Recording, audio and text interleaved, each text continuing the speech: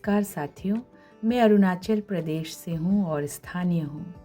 स्थानीय होते हुए भी मुझे अपने राज्य के बारे में विस्तार से बहुत कुछ जानना अभी बाकी है और मैं इच्छुक भी हूँ।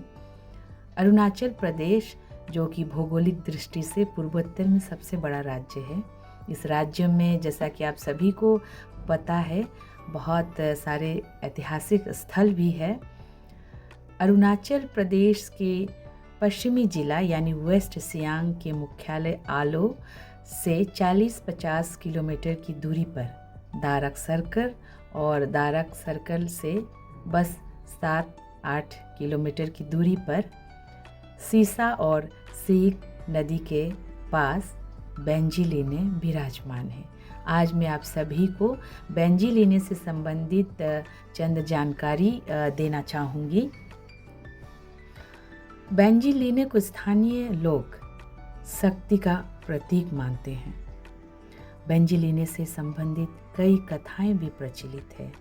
एक बार एक माता पिता अपने बच्चे के लिए बेंजी लीने से एक पत्थर को घर लेकर आता है और रात को सोने के बाद मध्य रात्रि उस पत्थर से बहुत आवाज़ें आती है। जब वे बाहर निकल कर देखते हैं तो जो मुर्गियां हैं वो मर चुकी होती है और उन मुर्गियों के स्थान पे पत्थर होता है और कुछ समय बाद वो पत्थर लौटकर अपनी माता के पास चला जाता है। बेंजी लीने में कुल 8 पत्थर है। उनमें से एक माता पत्थर है जो आकार में थोड़ा बड़ा है और बाकी जो 7 पत्थर है उन्हें संतान माना गया है। उन 7 पत्थरों के नाम भी अलग अलग है।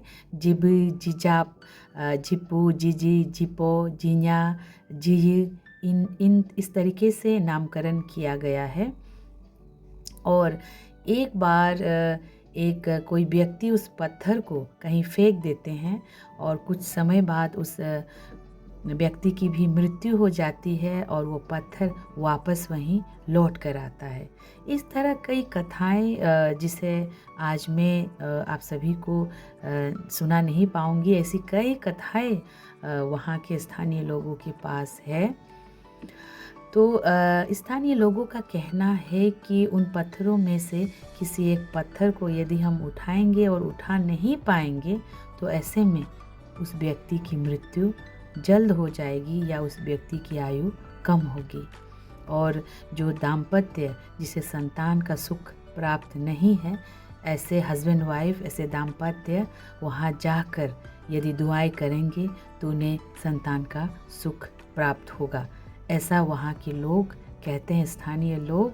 और उन स्थानीय लोगों का यह भी विश्वास है कि ये इन पत्थरों में से किसी एक पत्थर को यदि कहीं भी रख दिया जाए तो ये पत्थर लौट कर अपने माता के पास, बेंजी लीने के पास लौट आता है। इस तरह से कई विश्वास इस बेंजी लीने से जुड़ी हुई है। आज इस बेंजी लीने को हिंदू धर्म के साथ भी जोड़ा गया है। शिवरात्रि के शुभ अवसर पर यहाँ पूजा अर्चनाएं, अनुष्ठान आयोजित किए जाते हैं। परंतु साथियों, मैं ये कहना चाहूँगी कि बेंजी लीने की इस गाथा से हमें ये साफ संकेत मिलता है कि किस प्रकार हम मानव जाति प्रकृति के करीब है। सृष्टिकर्ता, जिन्हें गालो भाषा में यिर्न गोने कहते हैं, यिर्न गोने ने प्रत्येक सृष्टि में जान डाला है। पत्थर में भी जान है, पेड़ पौधों, नदी नाले, तरंगों, पक्षी, जीव सभी में जान है। तभी किस प्रकार एक पत्थर, एक माता पत्थर अपने बच्चों को, अपने संतानों को सुरक्षित रखने के लिए संघर्ष करती है और किस प्रकार संतानें अपनी माता से पुनः मिलने के लिए संघर्ष करता है और वो संघर्ष में जीत भी जाता है और वापस लौटकर अपने माँ के पास पहुँच जाता है। इस प्रकार हम देख सकते हैं कि पत्थर में भी जान है, पत्थर में भी प्रेम है। बेंजी लीने की इस गाथा से हमें स्पष्ट होता है कि हम प्रकृति के बहुत करीब है, प्रकृति में ही हम जन्मे हैं और एक दिन हमें प्रकृति में ही विलीन होना है। और इसीलिए मैं आप सभी से ये भी कहना चाहती हूँ कि आइए हमें जितना ज़रूरत हो उतना ही हम प्रकृति का प्रयोग करें, हम प्रकृति का नुकसान ना करें। बेंजीलिने की इस गाथा, इस पत्थर की कथा से हमें ये सीख ज़रूर लेनी चाहिए कि कोई भी चीज़ बेजान नहीं, सब में जान भरा हुआ है। इसके साथ ही मैं अपने साथियों से ये भी कहूँगी कि हम देश विदेश शौक़ से घूमते हैं, घूमना चाहते हैं, परंतु अपने घर आंगन में क्या है इसके बारे में कम सोचते हैं।